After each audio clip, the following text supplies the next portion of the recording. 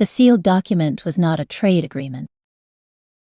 It was a transfer order for a person, and the man who wrote it had been smiling at her across a candlelit room for 3 days, engineering the exact moment her guard would drop. Elara didn't know she was the last surviving heir of a destroyed noble house. She didn't know her name had been inside an enemy's plans for months. She didn't know that while Dorian Ashvale raised his glass to her across the arcade, while she smiled back, just once, just real, his men were already moving through the walls beneath her feet, measuring the exact path to take her out by morning. And she didn't know the king had seen it all. So when Calder Vane stepped forward and said her name, not as a servant, not as furniture, but as something worth protecting, what exactly did he know that she didn't? The storm had been building since midday. By midnight, it was no longer a storm. It was the sea deciding it had been patient long enough. Elara heard it in the walls, the groan of old stone negotiating with water that had waited 15 years to reclaim this coastline. She had learned in 6 years of service at Valdemar to read the fortress's sounds the way other people read weather.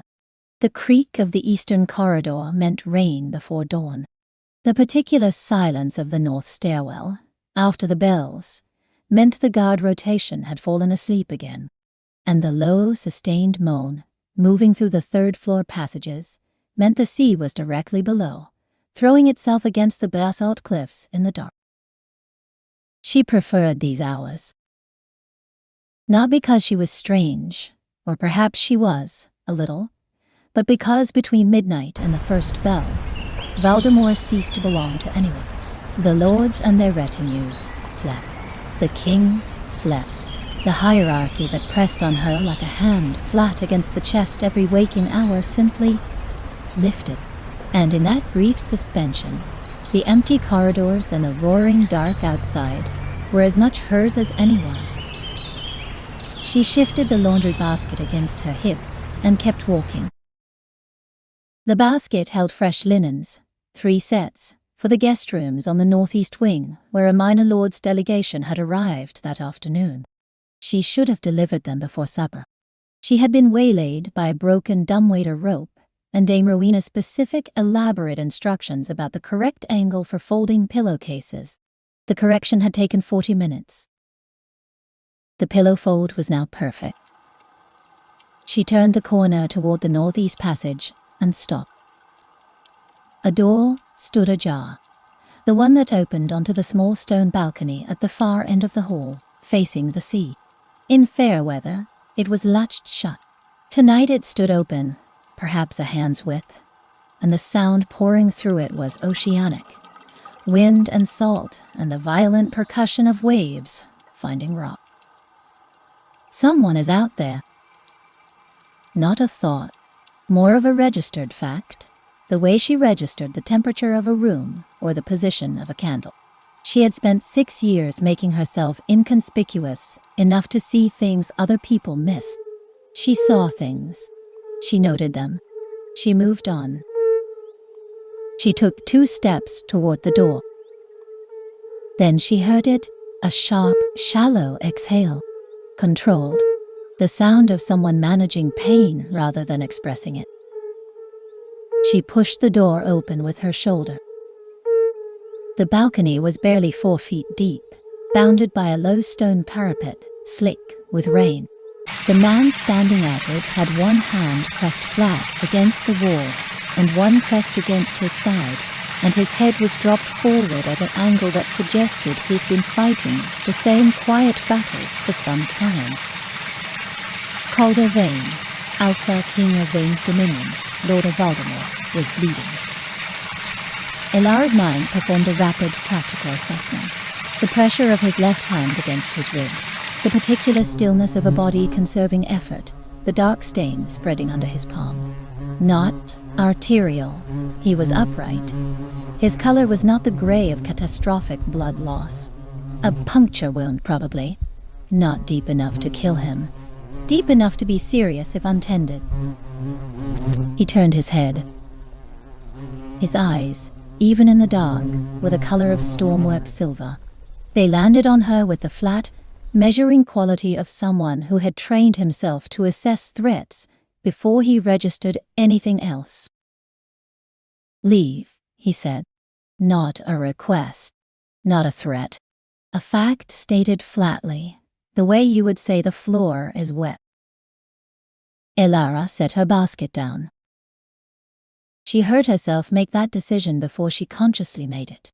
One moment she was standing, the next the basket was on the stone floor, and she was moving toward him, pulling the topmost sheet free in a single motion.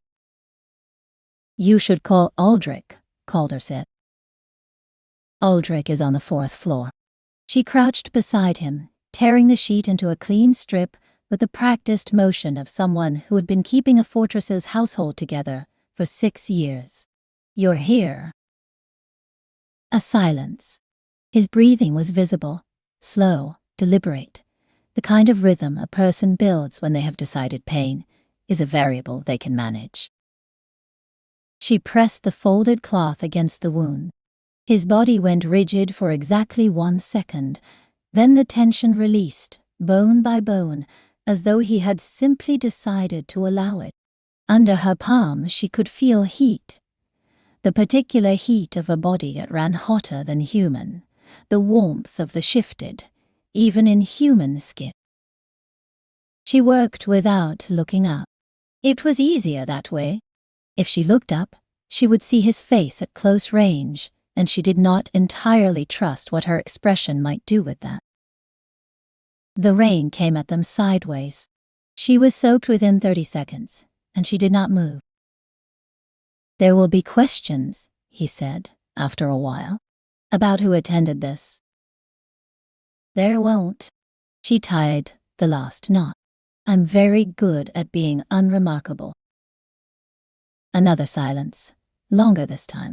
She became aware of the distance between them, not even a hand span, his knee near her shoulder, his breath falling slightly above her head. And the strange, suspended quality of the moment. The sea was still throwing itself against the cliffs. The storm was still deciding the fate of the coastline. And she was crouching on a wet balcony in the dark, hands on the king's wound, and neither of them had done the thing the situation called for, which was to stop. She tied the knot and sat back on her heels. Looked up. He was already looking at her. Close, in the dark, his face was not what she had expected. She had seen Calder Vane from across rooms, from the appropriate distance of someone carrying a tray or holding a door, at the angle of someone making themselves furniture. She had never seen him like this, tilted slightly forward, unguarded by the architecture of authority, his expression stripped of the political neutrality she had catalogued over 6 years of careful observation. He was looking at her the way someone looks at something they have just placed in a category that didn't exist until this moment. "Your name," he said. Not a question. The specific, quiet command of someone who has decided a piece of information matters. "Elara. A beat. My lord." Something moved through his expression, so brief she might have imagined it. He repeated her name, not loudly, not as acknowledgement, the way you would say a word in a foreign language, quietly, when you are trying to understand the shape of it in your mouth. He stood, picked up the remaining strip of cloth from the floor, walked back inside without looking back. Elara remained crouching for another 3 seconds. Then she heard footsteps, heavier, familiar, and Aldrich appeared in the doorway, Calder's second, his platinum hair gone silver-grey in the low light, his expression performing the specific labor of someone who has just seen something unexpected and is choosing not to show it. He looked at the king's retreating back, then at Elara. 2 seconds of silence. Then he gave her a single, small nod, the kind that means "I see you," and followed Calder inside. Elara picked up her basket. She stood for another minute in the rain, the cold sea wand pressing against her face, the smell of salt and iron faint on her hands. He said my name like he was filing it somewhere he doesn't often open. She turned and walked back down the corridor. Her hands were trembling slightly. It was not fear. She was certain of that much. Morning arrived the way winter mornings did at Valdemar, without apology. The fog was so thick the sea was only a sound, a low, ceaseless argument with the cliffs, muffled by grey. Elara stood at the narrow window of the servants' corridor and watched nothing at all, and felt the stone cold through the glass. He's coming today. Liz appeared at her elbow with the velocity of someone who had been hoarding news since dawn. Dorian Ashvale, with 8 people, Dame Rowena had me counting linens at 4 in the morning. I know. Elara had heard it from the scullery conversation while she was carrying coals to the East Wing fireplaces. News traveled faster than fire in a fortress. You've been assigned the VIP suite. Liz lowered her voice, not from caution, but from the performative pleasure of sharing information. His suite, Dorian's. I know that too. Rowena looks like someone told her the sea is moving closer. Liz pulled a face. She keeps saying in and out, no conversation, no eye contact. I've never heard her say no eye contact before. Usually she says appropriate deference and a pleasant expression. In and out, out. Don't let him see you. Don't let him remember your name. Rowena delivered the instructions herself, later, in the small chamber where she kept the household ledgers. She stood very straight and spoke in a tone that was careful in the way of someone carrying something fragile. Lord Ashvale is a guest of the domain, she said. He will be treated with full courtesy. You will service his rooms on the schedule. You will not speak unless addressed. You will not remain in his presence longer than your task requires. Of course, Dame Rowena. The older woman looked at her. Just for a moment. A fraction past appropriate, the specific look of someone on the edge of saying something they had decided not to say. He was here before, she finally said. 4 years ago, a courtesy visit. A pause. He asked questions. About the household, but she stopped herself cleanly. In and out. She closed the ledger. Elara turned it over as she walked. She knows something. She's decided not to tell me, which means she thinks knowing would make me more afraid, not less. Also in the household that week was Percival, Junior Herald, 3 years of service, a pleasant face and an even more pleasant habit of being present. He appeared in corridors just after conversations had concluded, materialized at doorways when schedules were being discussed, smiled warmly when he asked Elara, twice in 2 days, about her morning routes and which rooms she serviced first. She noticed. She filed it away as a characteristic, the way some people are simply curious about the mechanics of how a large household moves. She would come back to it. The Ashvale delegation arrived in the middle of the afternoon.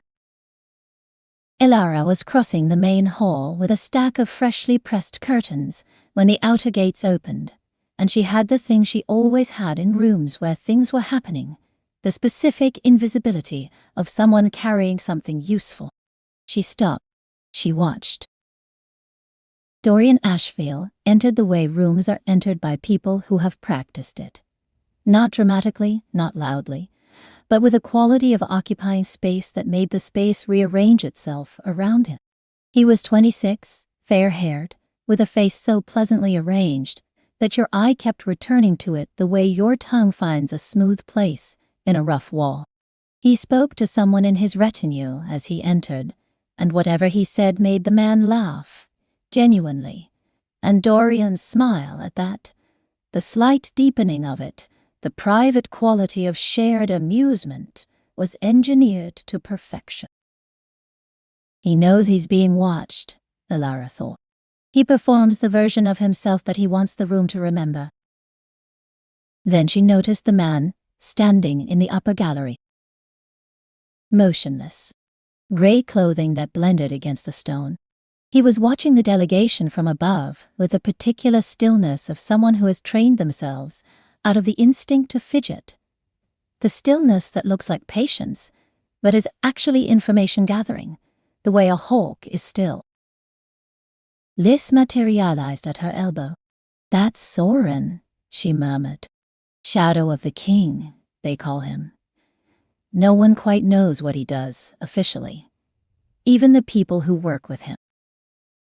The man in grey didn't move. He studied each member of the Ashvale retinue in sequence, slow, methodical, like he was making a map. His eyes paused at length on a man at the back of the delegation. Nondescript, grey-brown travel clothes, carrying nothing, standing still while the others moved. He's cataloguing them, Elara thought, the same way I do. She looked back at Dorian Ashvale and found, with a start, that he was looking directly at her across the width of the hall. He didn't smile. He simply noted her, the particular motion of a man confirming a position on a map he had already drawn, and then turned back to his retinue as though the moment had never happened. Her pulse did something she chose not to examine. Lady Morrigan arrived 2 hours later, in the long slant of winter afternoon light, when everything cast shadows longer than itself. She had not been part of the original invitation.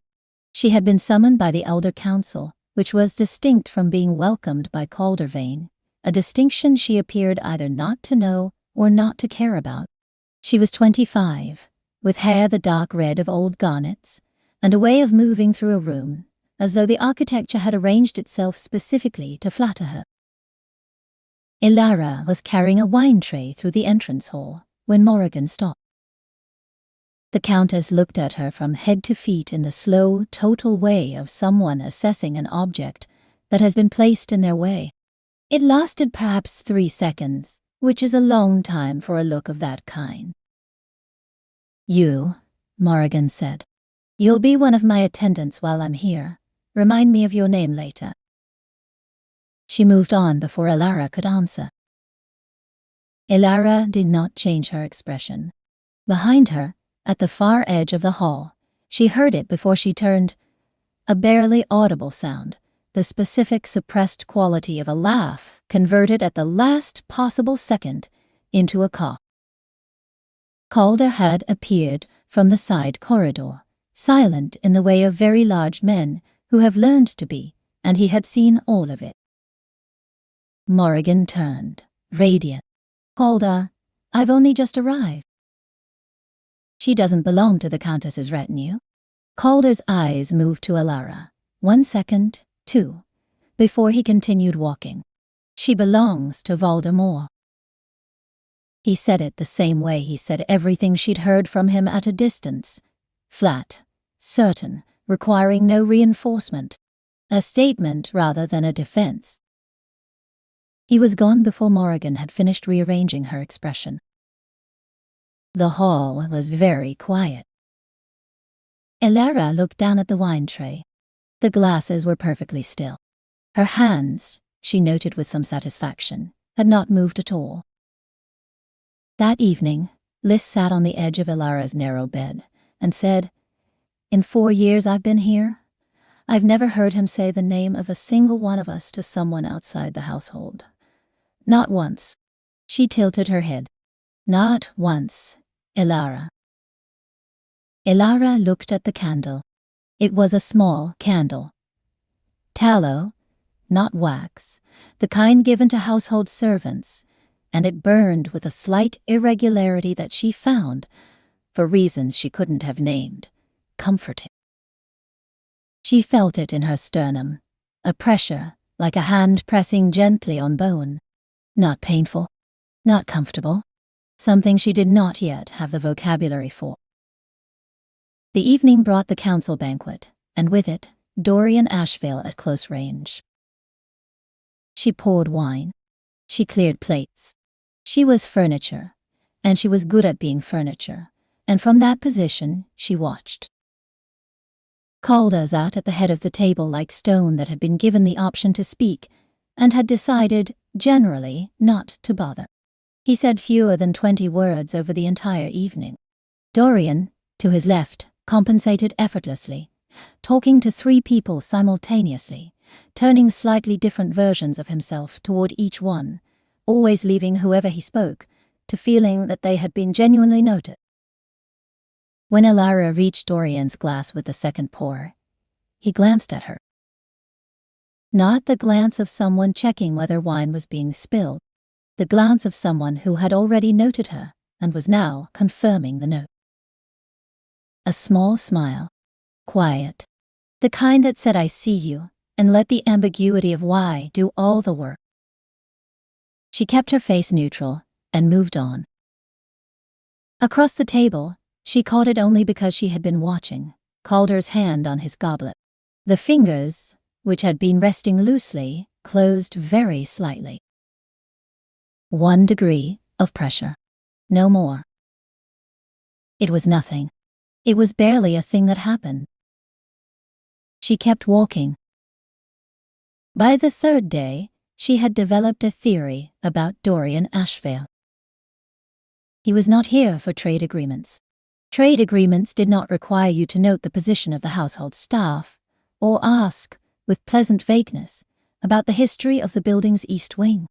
Trade agreements did not require you to be charming, genuinely, effortlessly charming, the kind that disarmed people who knew better, to the 3rd footman and the kitchen supervisor and the woman who swept the main corridor at dawn.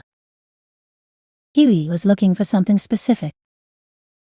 She turned this over during her morning tasks, making beds, carrying water, restoring the rooms that held their shapes for approximately 6 hours between being carefully ordered and being lived in again. She had been making herself invisible for 6 years, and invisibility had given her something that proximity never did: the particular clarity of the watcher, the long view. He looks at the king the way a locksmith looks at an interesting mechanism, she thought. Not an enemy. A puzzle. Something to be understood, then used. Calder rejected Dorian's request that same morning. She learned this second-hand, from the quality of Dame Rowena's silence when she returned from the king's corridor. A silence like a room where something has been moved and not put back. Dorian had sent word. He wished the chambermaid with dark red hair to serve his private breakfast that afternoon. Rowena had carried the request. The request had been returned. 1 word. No, Pain. Aldrich found her in the corridor outside the linen room before noon. He had the manner of someone who has decided that if a person is going to be placed in the middle of something they don't fully understand, they deserve at least partial information. "The king declined Lord Ashvale's request on your behalf," he said, "in case that affects how you understand the next few days." Affect how? Aldrich looked at her for a moment. Dorian Ashvale doesn't like being told no. He doesn't react to it the way most people do. Loudly, visibly, immediately. He recalibrates. He starts looking for other angles. A pause. Consider yourself one of the angles he started looking at.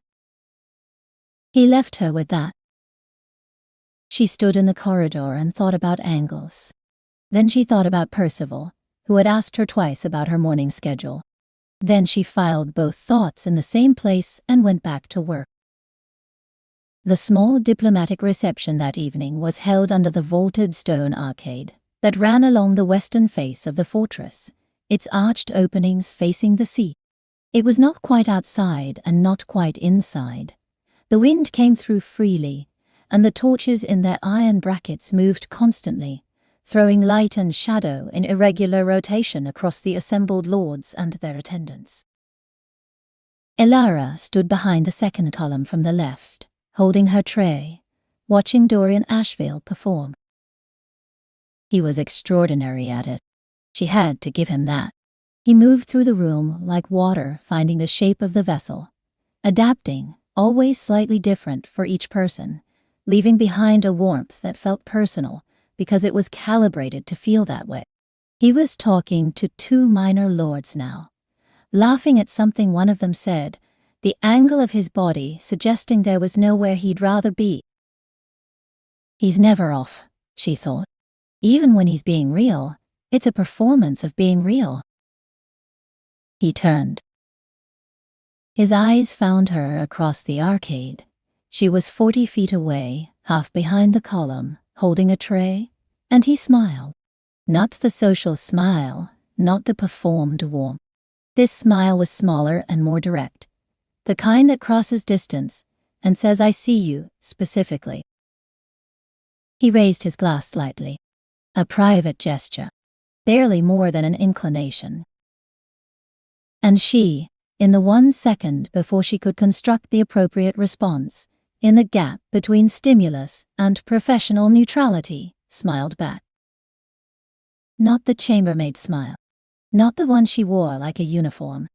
The real one, the one she used for Liss's better jokes, for the moment when a room came clean and smelled of salt and fresh linen, for the small private pleasures of the long invisible hours. She felt it happen and had no time to stop it. She looked up.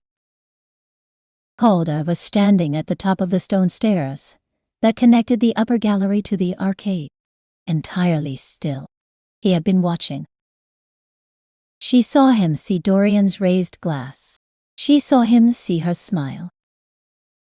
He didn't look away. That was the thing. He should have looked away. The natural thing to do with a small domestic observation was to look away.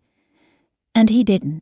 He looked at her with an expression she had never seen from him in 6 years of careful watching, because it was an expression he had, apparently, never needed to use before. 3 seconds. Then he turned and walked back up the stairs. Elara's heartbeat did something complicated. It was not fear. She went through the diagnostic carefully, standing very still behind her column, and it was not fear. It was something else, the recognition of having been seen in the specific way she had been seen, the sudden awareness that the person looking had not been surveying the room, but looking at her, with the particular quality of someone who is surprised by what they find.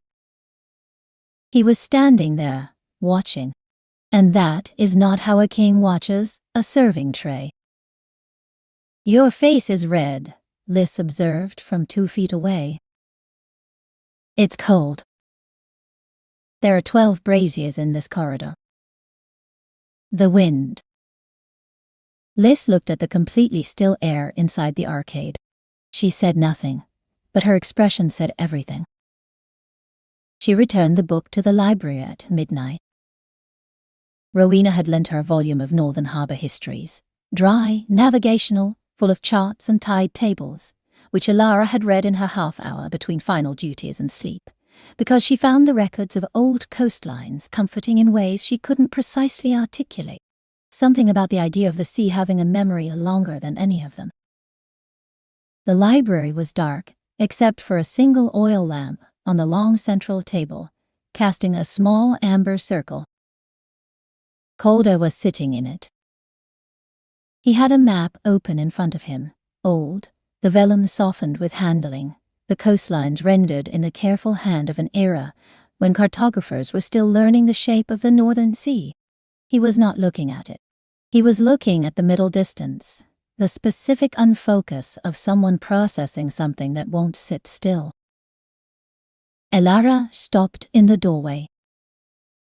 He raised his head. The lamplight made the angles of his face starker, or perhaps they were always that stark, and she usually had more distance between herself and the observation. "I'll leave the book," she said. "Then I'll go." "Leave it there." He indicated the corner of the table without looking at it. She crossed the room and set the book down. She turned to leave. "What do you read?" he said. She stopped. It was the kind of question that is not, actually, A casual question. It sits differently from social filler. It has weight in it. History of the Northern Harbors, tonight. She remained still, her back half-turned. Maritima records mostly, tide charts, the kind of thing no one thinks to keep once the coastline is settled. A pause. Which coastlines? The Silver Harbor section, the old Morwen records. She didn't know why she said the last part. Perhaps because it was true, and in the dark, at this hour, the habit of discretion relaxed slightly. My mother used a word for the sea, more. I always thought it was her own word, something she'd invented. Calder was quiet for 3 beats. Which map would you want to see? She turned around.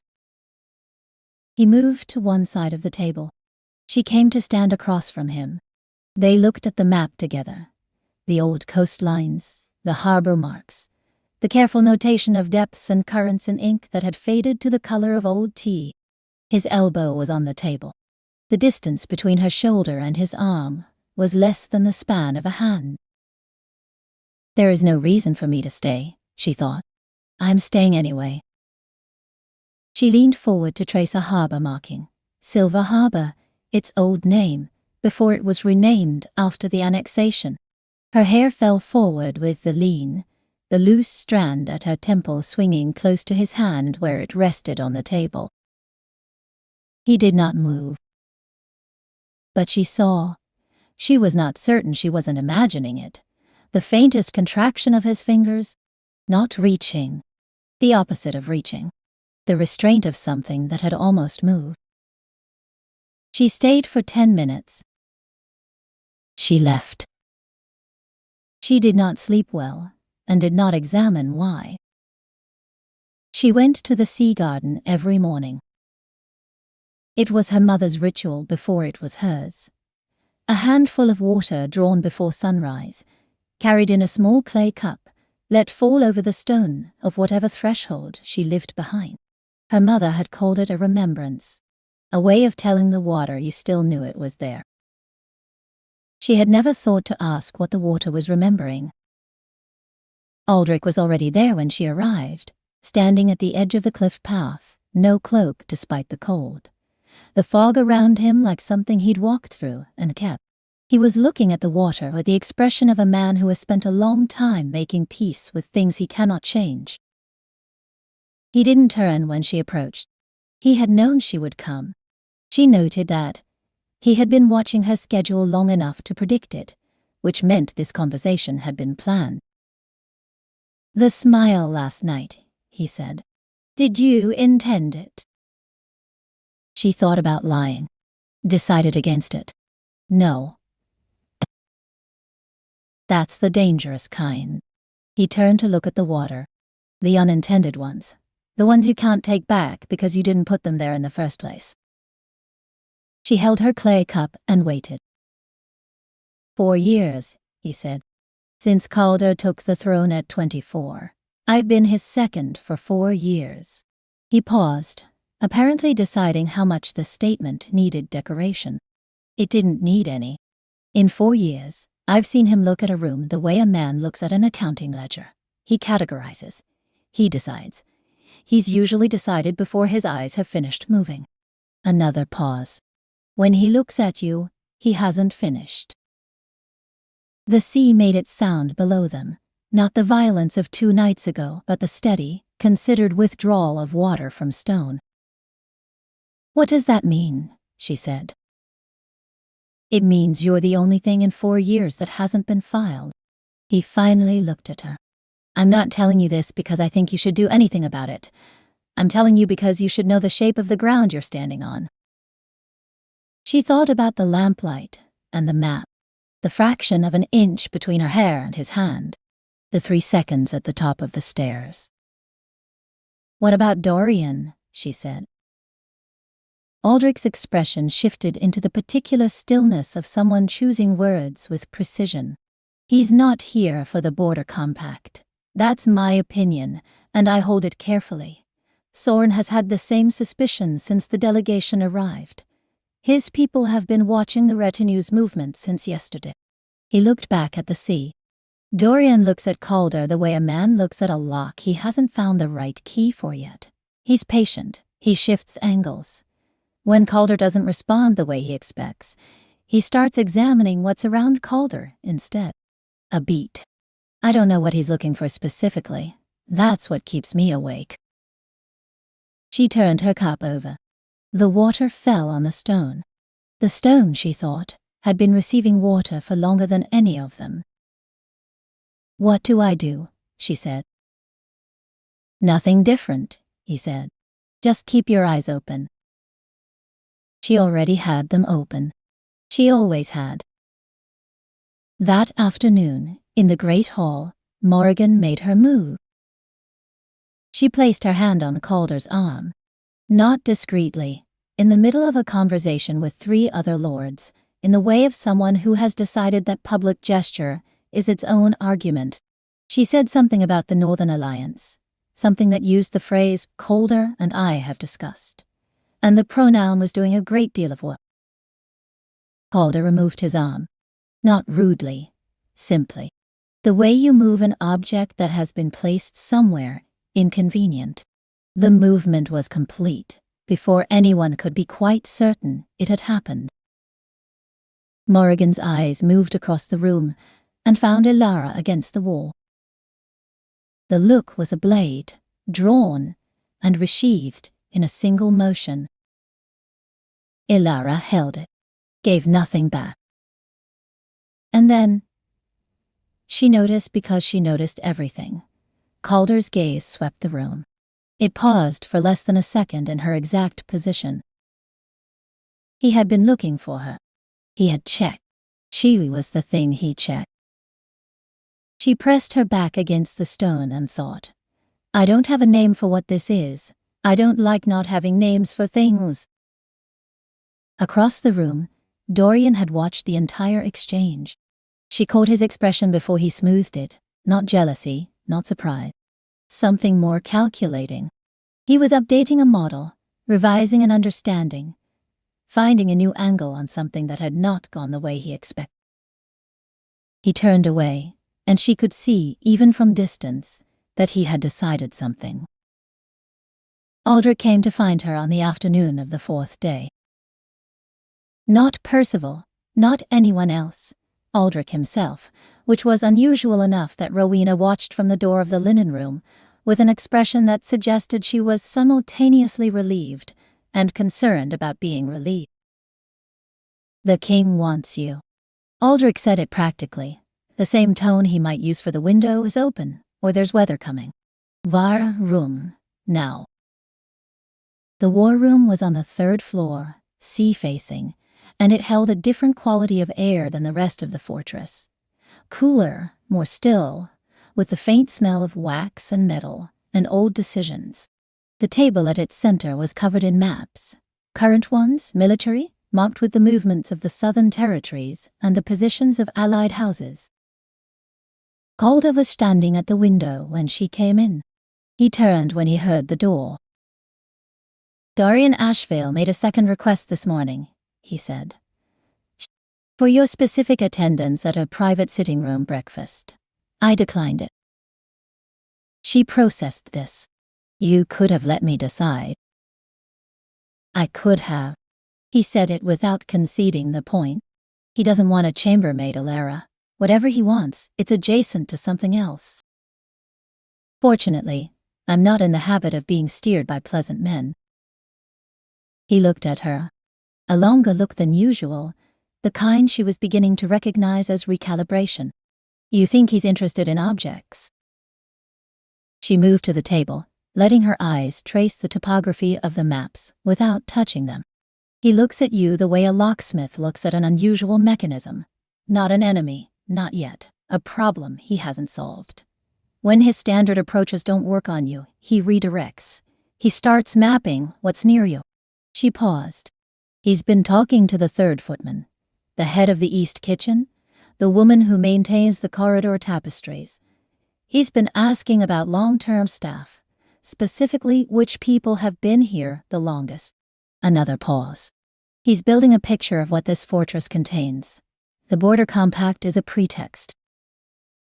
The silence that followed had a different quality than most silences. Calder moved to the table. He did not look at the map. He looked at her, looking at the map. "How long have you been watching this way?" he said. 6 years. It came out more plainly than she intended. There's not much else to do when no one can see you. He was quiet for a long moment. When he spoke, his voice had dropped by one register. Not softer, exactly, but less formal, less armored. "You're not invisible," he said. She raised her head. The distance between them was the width of the table. Exactly enough space to be safe. Exactly not enough, simultaneously. She looked at him and could not think of a single thing to say, which was unusual. She was always thinking of things to say. She was constructing and discarding them before anyone ever knew she'd had them. She looked somewhere else. The map, with its careful lines and its old decisions, blurred slightly at the edges. The knock came at 11:30. Elara was not asleep. She was lying in the dark performing the motion of sleeping, while her mind continued to arrange and rearrange the shape of the last 4 days. She recognized Lys's knock, 3 quick, the 4th slightly delayed, the signature of someone trying to be quiet and not quite managing it. Lys came in with wet boots and a face that had gone the particular white of someone who has seen something and has been carrying it alone for as long as they could stand to. "I was coming back from the east kitchen," she said, before Elara had finished sitting up. "I cut through the lower passage, the one under the east wing." She stopped. "Lys." There were 2 men in the wall space, under the east wing. One of them had a measuring line. The other one was writing on leather. She swallowed. "I recognized the livery, grey-brown, the outer colors of the Ashvale household." Elara was already standing. "Which passage exactly?" "The one below the armory corridor, directly below the east command room." The command room, where the night watch rotations were posted, where the fortress's tactical documents were kept, where the night guard reported at the change of shift. Elara dressed in 60 seconds. Dark clothes, no candle. She found Aldrich in the west corridor, doing his nightly inspection of the guard rotation. She told him in 8 sentences. He listened without interrupting. When she finished, he said simply, "Take me there." The lower passage smelled of old water and older stone. Their steps, even careful, echoed slightly against the close walls. Elara held a covered lantern, barely more than a slot of light, enough to walk by. On the east wall, they found it. Wax marks, applied in careful sequence to the stone face. Not chalk, wax held longer, resisted dampness, left a record that didn't smear. The marks mapped the structural load points of the wall above them, the mortared joints, the keystones, the precise geometry of how this section of Voldemort held itself up.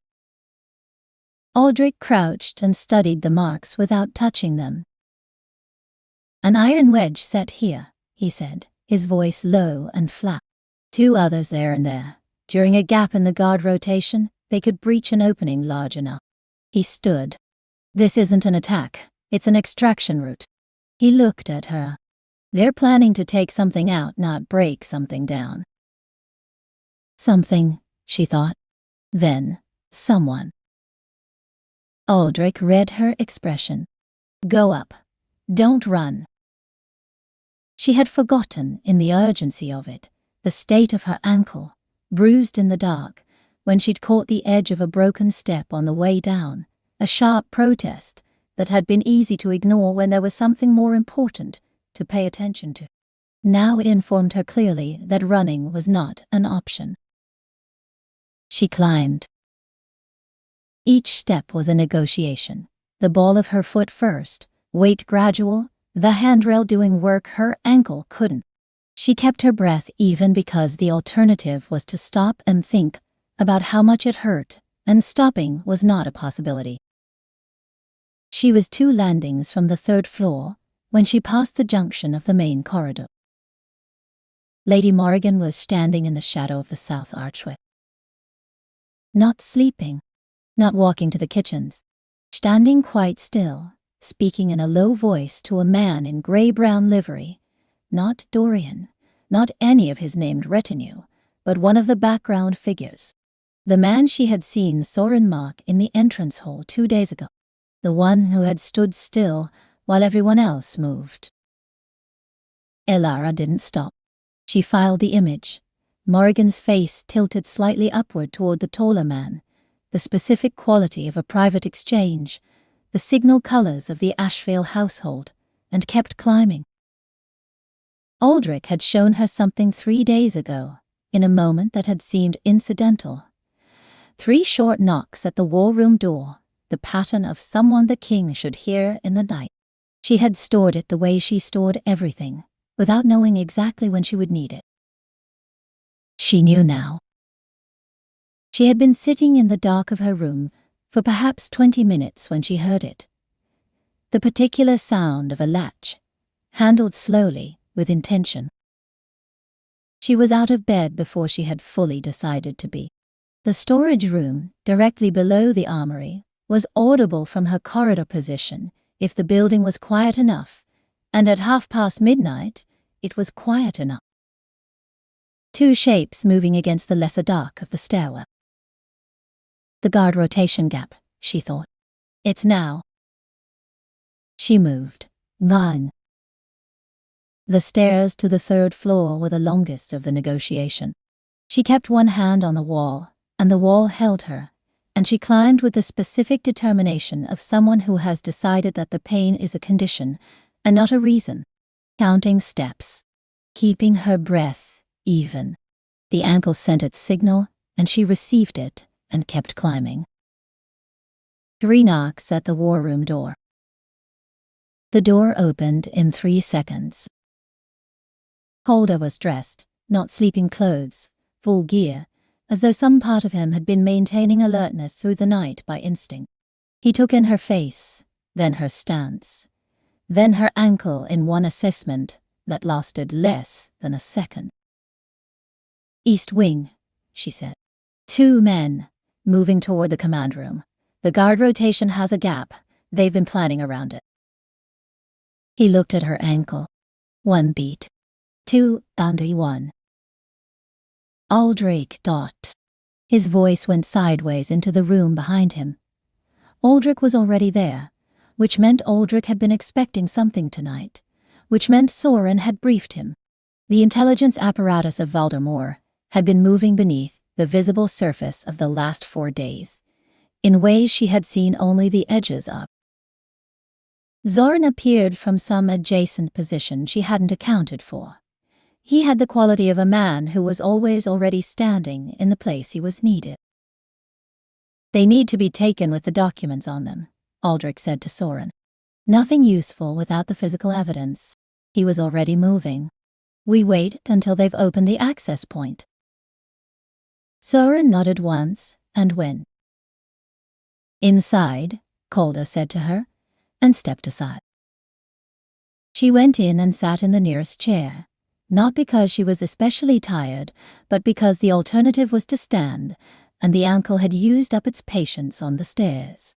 She sat very upright and listened to the sounds of the fortress at 2 in the morning, doing something urgent and efficient. He came back 40 minutes later. She heard his step in the corridor before the door opened, heavier than Aldrich's, lighter than Soren's, with the specific rhythm of someone who has been moving quickly and has now returned to a controlled pace. He came into the war room and stopped when he saw her.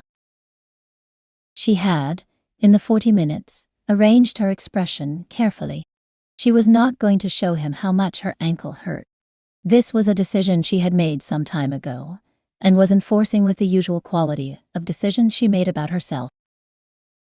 Calder moved to the second shelf from the door, came back with a box, the household first aid kit, kept on the war room shelf because decisions made in crises sometimes require basic medical supplies at hand. He set it on the floor beside her foot. "Your foot," he said. 2 words. The specific economy of someone who has decided that explanation is redundant. She looked at him. He looked at her. She thought about refusing, built the refusal carefully, had it ready. And then she looked at his face, and the refusal dissolved without quite being used. He crouched. Calder Vane, Alpha King of Vane's dominion, crouched at her feet and took her boot in both hands with a deliberateness that was somehow more intimate than anything that had preceded it. Not rough, not quick. Each small motion measured. The unlacing, the easing of the boot away from her ankle, the placing of it aside. His hands were cold from the night air, and when they closed around her ankle, the temperature differential was sharp enough that she had to consciously not flinch. She was aware of his breathing. She was aware of the lamp on the table. She was aware of the precise distance between the top of his head and her face, about the length of an arm.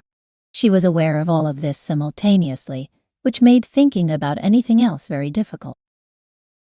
"You could have sent for Liz," he said. His voice was quiet. He was still looking at the ankle, working the joint carefully. "Liz doesn't know the 3-knot code." "You thought of that before you came up." "It wasn't a question. I usually think ahead." He raised his head.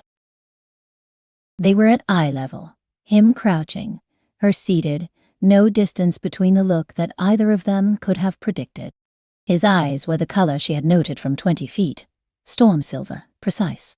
Close, they had a quality she hadn't accounted for. A kind of attention that didn't feel like surveillance. That felt like something else entirely. "I know," he said. The way he said it, like it wasn't new information, like it was something he had known for a long time and was only now saying aloud because the opportunity had presented itself without warning. She looked away, at the map on the table, the harbor chart, the old coastlines. He finished the bandaging. He didn't stand immediately. For 3 seconds, she counted them. His hands remained where they were, light against her ankle. Barely pressure.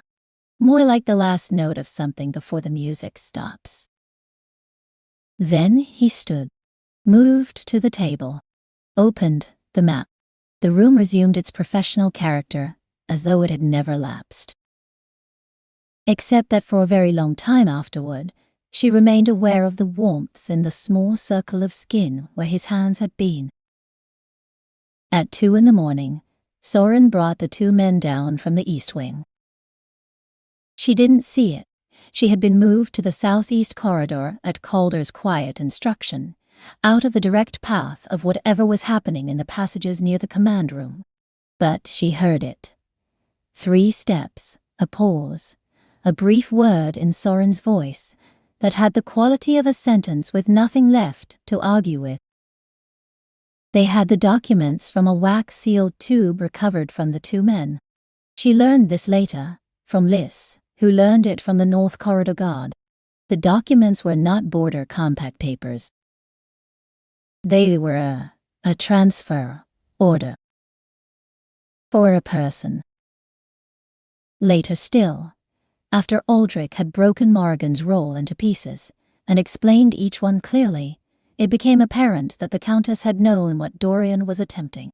She had provided the timing, the guard schedule, the names of household staff, the rotation gaps. In exchange, Dorian had promised her the Northern Alliance compact she had been angling for all season, through Calder's court if possible, and without it if not. Morrigan had not needed to believe in the plan. She had only needed to believe it was worth the gamble. It had not been. Morning arrived gray and very still. The storm that had been threatening since the previous evening had apparently decided not to follow through. leaving the sky a color like old pewter, and the air so calm the torch flames in the wall brackets barely moved. Liz came to her room at first light with the expression of someone who has been up for 2 hours, processing something difficult. She sat on the end of the bed and said, without preamble, "The document in the sealed tube." A pause. "Rowena told me what was in it." Ilara waited. "Transfer order. Morwen asset. That's what it said. Not land, not holdings. A person." Liz met her eyes. The last surviving heir of House Morwen, identified by a scar below the left collarbone, gray-blue eyes, specific coloring, the particular facial structure of the Morwen bloodline. She paused again. "Your mother's word for the sea." Ilara sat very still. "More, but gain. Aye." The word worn, smooth, with use. The shape of it in the mouth like a stone from the beach. She had always thought it was private language. Her mother's word, something between them. Something belonging only to the two of them in the small rooms they had moved between together. It was a word older than her mother, older than any single person's keeping. "Where did your parents say they were from?" Liz asked quietly. She thought about it. The village near the northern coast, the one with the smell of salt and the particular angle of winter light that she had been trying to recreate in her mind for 6 years and never quite managed. Her mother's rituals, the water, the threshold, the careful forgetting of certain things. Not forgetting, protecting. The scar under her collarbone. She had had it as long as she had memories. Her mother had said it was a birthmark. She had accepted this the way you accept the things you're given before you have the capacity to question them. She was Morwen, Ilara said. Not a question.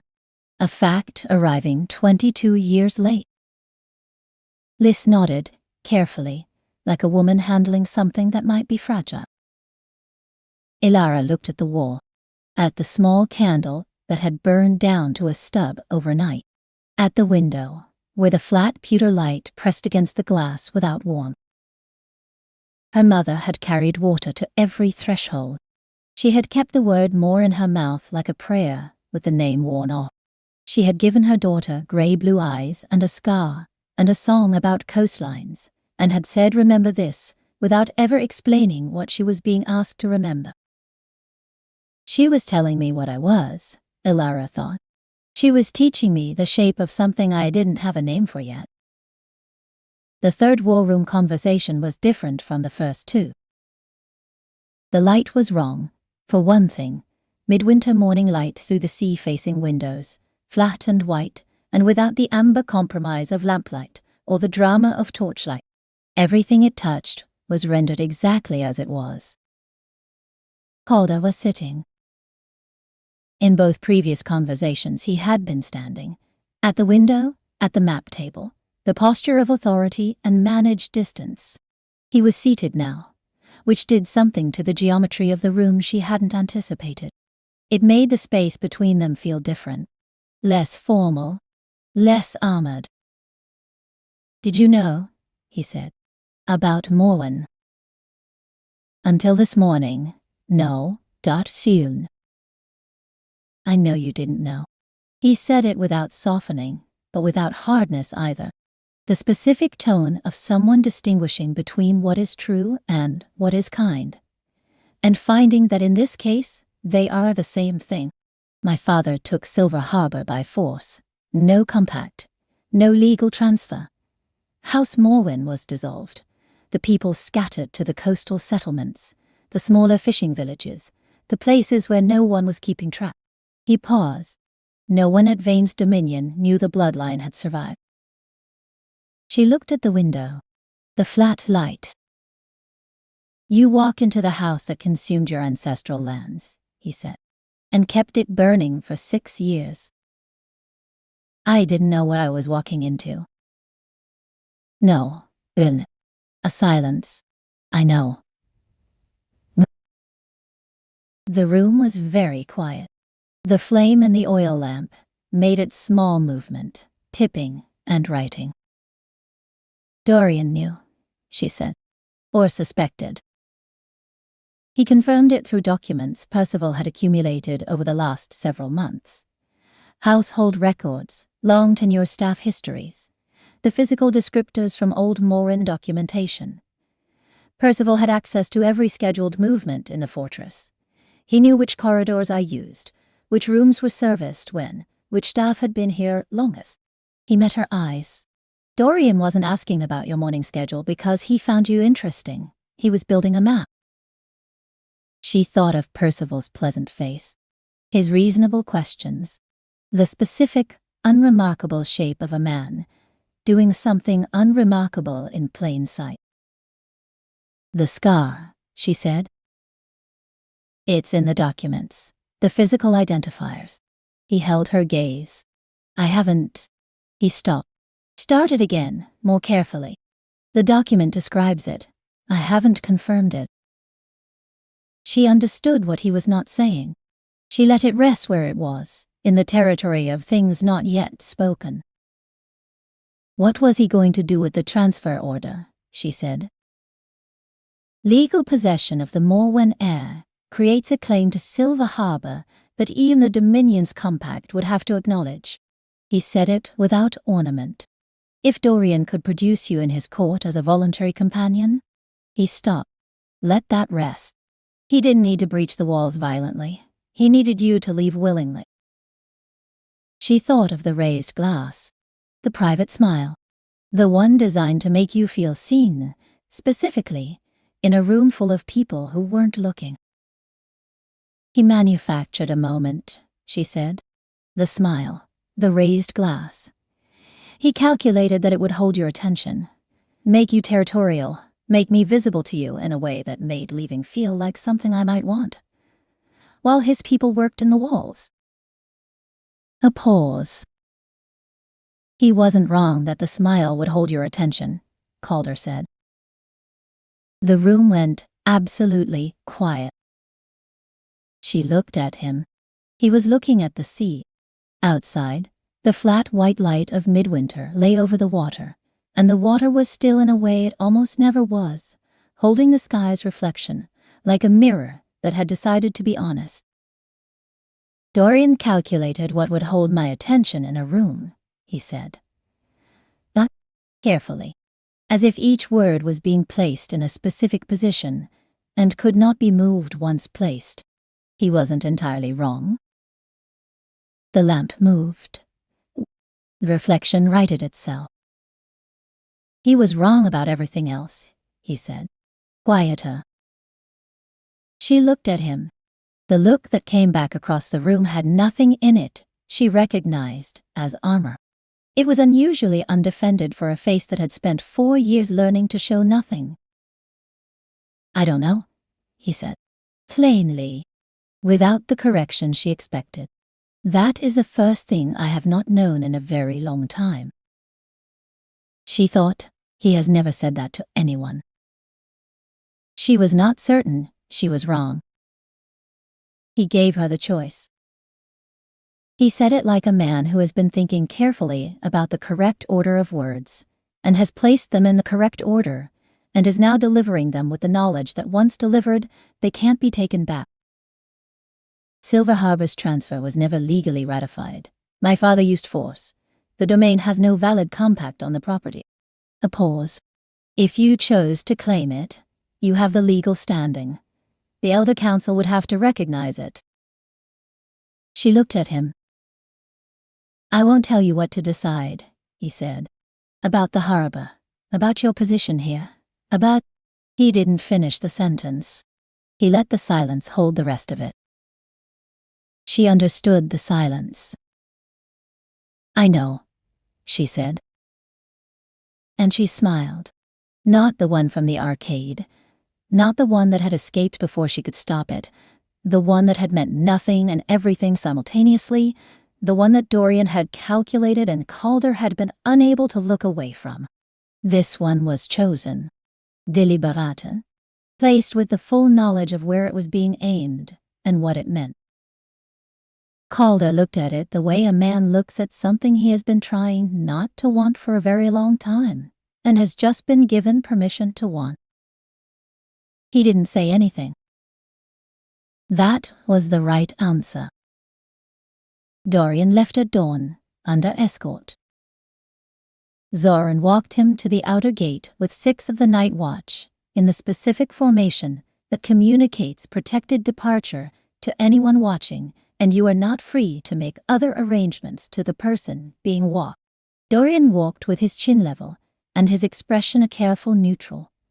A man who has lost a particular game and is already reformatting his understanding of the rules.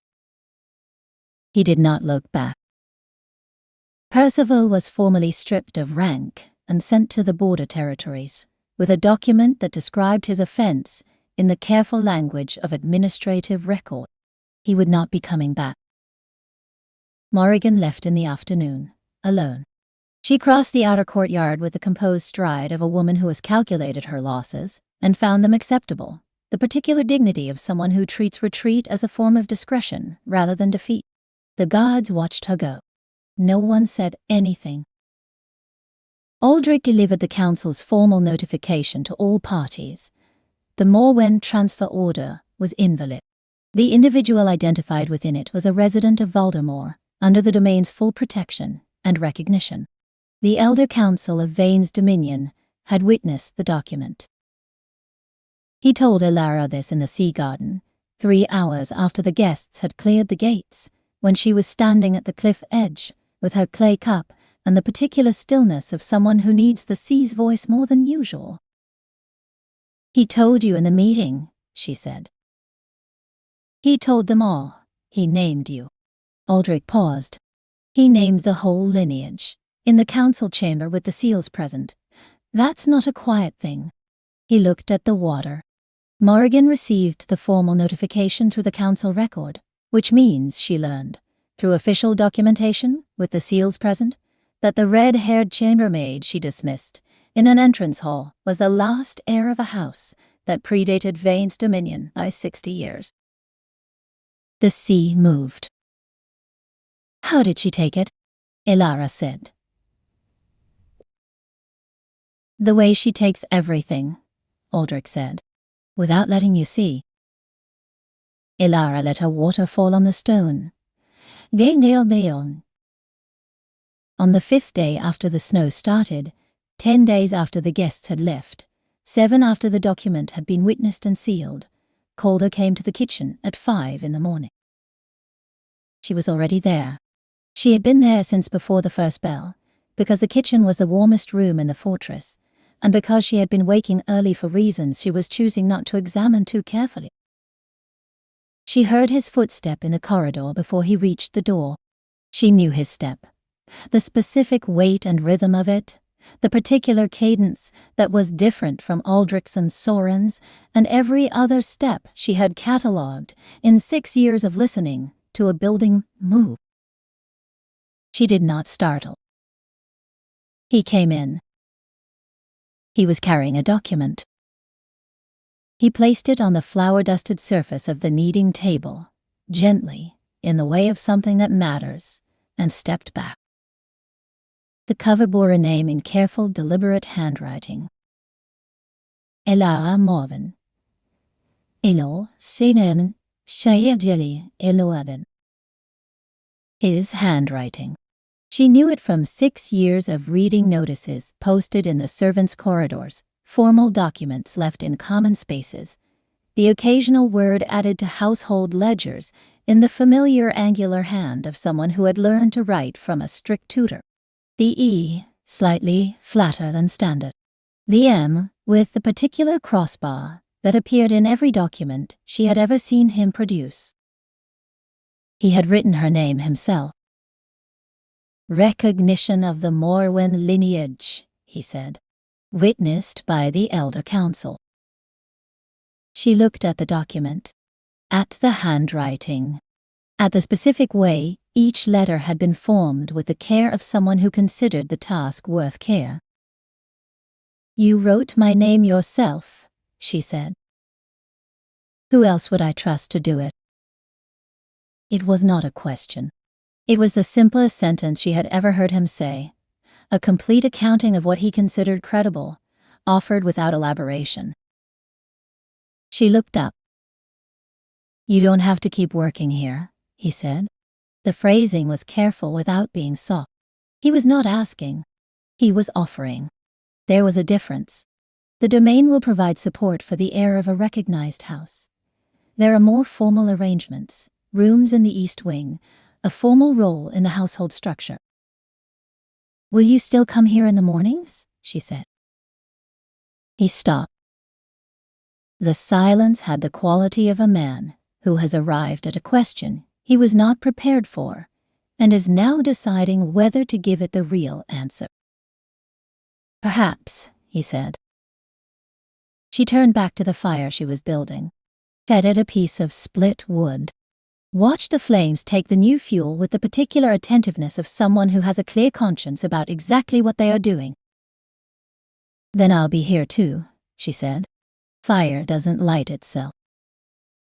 She heard him, a breath, barely audible, the particular breath of someone whose careful, controlled expression has been asked to contain something larger than its usual capacity.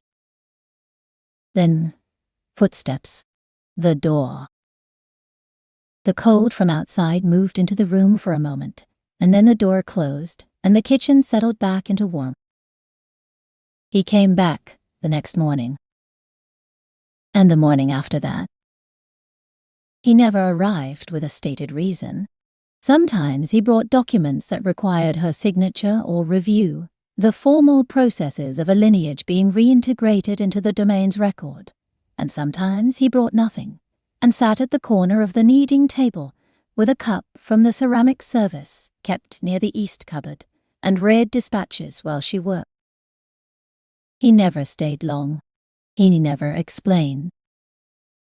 The second week, Liz said over supper, he's been in the kitchen every morning for 9 days. Her tone was the elaborate neutrality of someone who has many thoughts and has decided to present exactly one of them. There are documents to sign, Ilara said. You signed the last one 4 days ago. Ilara looked at her soup. Liz looked at the ceiling. Aldrich had known from the first morning. He said nothing, because Aldrich was constitutionally incapable of saying obvious things aloud, which was one of the reasons he was very good at his position. When spring came to Voldemort, it came sideways. The way everything arrived at this coastline, pushed in from the sea, salt and green together, the smell of living things growing through the smell of stone that had been cold for too long. Ilara was in the sea garden, pressing thyme and sea lavender into the cracks between the rocks at the cliff edge. Her mother had kept a small garden near whatever threshold they lived behind, the way she had kept the water ritual, the way she had kept the word more in daily use, without once explaining what it was for. She was telling me what I was. She worked the roots in with patient fingers. She was teaching me the shape of something I didn't have a name for yet. Ulrich found her there, as he often did. The council has entered your name into the formal record, he said, as the primary witness who identified the security breach and initiated containment. He paused. Formally, in the official documents. She looked at him. Does that change anything? It changes the record. He looked at the sea. The record is the only place some things become real. She turned back to her planting. The sea lavender roots were small and resistant in the way of plants used to difficult ground, and she worked them into the soil with the patient attention they required. Below her, Voldemort's cliffs fell to the sea, and the sea was doing what it always did, negotiating, refusing, returning. The fortress above her was the same stone it had been when she first arrived at 17, cold, and carrying everything she owned in a bag that had belonged to her mother. The same black basalt, the same iron fittings. the same fog that rolled in before dawn and thinned by mid-morning. She looked at it. For the first time in 6 years, it looked like a place she lived. Not a place she was waiting out. Not a threshold she had slipped through by accident and was holding herself carefully inside of. A place where her name was in the record, where there was a document in a council chamber with her name written in careful, angular handwriting by a man who had said, "Who else would I trust to do it?" in the voice of someone explaining the self-evident. A place where, at 5 in the morning, the kitchen would already be warm. The sea lavender settled into the gap between the stones. It would take all summer to establish. Longer, perhaps. Sea plants grew in their own time, indifferent to human schedules, but they grew when given the right ground. She pressed the last root in. She went inside.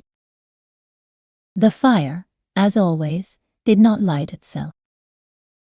And as always, now, always, she was not the only one there.